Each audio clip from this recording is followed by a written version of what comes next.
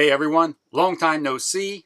To be honest, I have been trying to make this video for a very long time and it just never works out. So I wanted to wait for Sabrina to have some time to sit down with me and make this video. That's kind of the whole purpose of the channel. It's just that Sabrina and I can spend time together making videos and sharing them with you, but she is extremely busy in the hospital.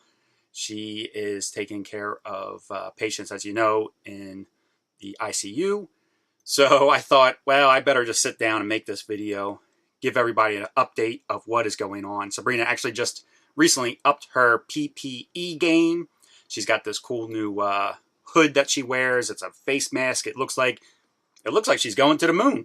I don't know how else to explain it. It even flips up and flips down, and it makes us both feel very safe while she's at the hospitals. She spends most of her days at the hospital, unfortunately. But, yeah, she's just, she is just absolutely swamped.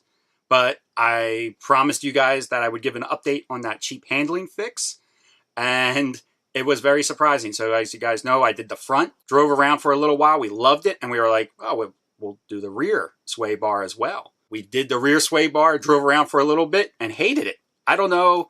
I wish I had a reason why it did not up the game a little bit on the handling. But the best way I can describe it is that it actually made the suspension a little too stiff.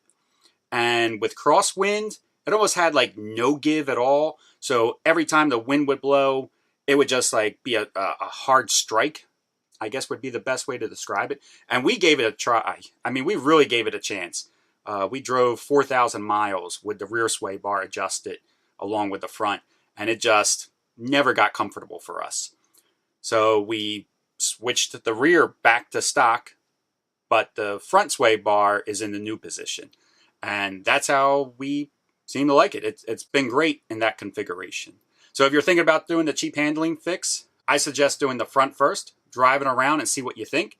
Then doing the rear, drive it around and see what you think. You may find yourself switching that rear back. It takes like 25 minutes. Not even. I don't even think it took me 25 minutes to switch it back. Once you do it once, you get a pretty good idea of what's going on. So it was really fast and easy to switch that rear back to stock again. The other thing that we've been up to, we went to an awesome state park in Arizona, Sierra Vista, Arizona to be exact, at a campground called Kartchner State Park. And we have stayed at a lot of state parks, and this one has quickly moved to the #1 position. This state park was just hands down awesome. We loved it. Sabrina had some time off, and we were able to just kind of relax for a couple days. We did a lot of hiking, and all the trails were dog friendly. The trails that we went to anyway, the part that is on the state park property itself, they were just like some of the best trails we've been on in a long time. Could be a little challenging at times. I say that all the trails that we went on to were dog friendly because there are trails that are technically dog friendly and you can bring them with you, but they recommend it not to because they are a little difficult. They're very rocky and stony, and it may just not be suitable for all dogs. I wouldn't say that none of us in our group are, extreme hikers or adventurers, even though it is in our channel name. So we didn't want to risk getting into a situation where we were worried of Belle slipping down and falling and getting hurt, or, dangling and hanging her from her leash or anything like that. So, and we don't leave Belle back at home all that much. So every hike that we did, we had Belle with us. So we stayed on all the easy trails, and you can just kind of look at them and know, but they also have them pretty well laid out as far as, what's easy and what's not. They give you trail guides and maps, but even along the trail is very well marked. So there's no worries there that that you're going to be okay on this trail. I will say the first night that we went out on one of the trails was kind of later in the day, which was my fault. We should have left a little earlier.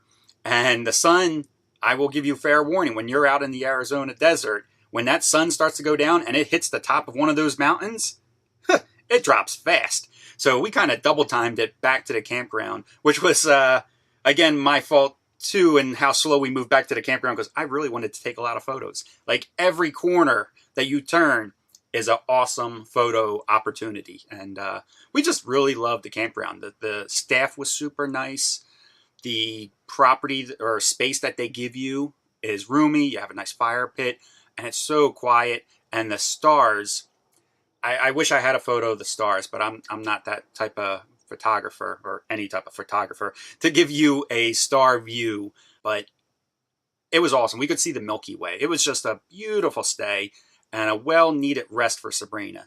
So I say, you know, Sabrina's spending a lot of her time in the hospital, which is true. She does get to come back home every once in a while, and we could probably sneak a video in at that time, but I'm trying to let her have her time off as her time off and not hound her about getting in front of the camera and sitting down with a video. But that's everything that I wanted to pretty much let you guys know. I wanted to let you know how did the cheap handling fix go, what we've been up to, and how Sabrina and I are doing. We're doing fine. And as always, we do appreciate when you guys reach out to us and say, hey, we haven't seen you in a little while. Is everything okay? So everything is fine.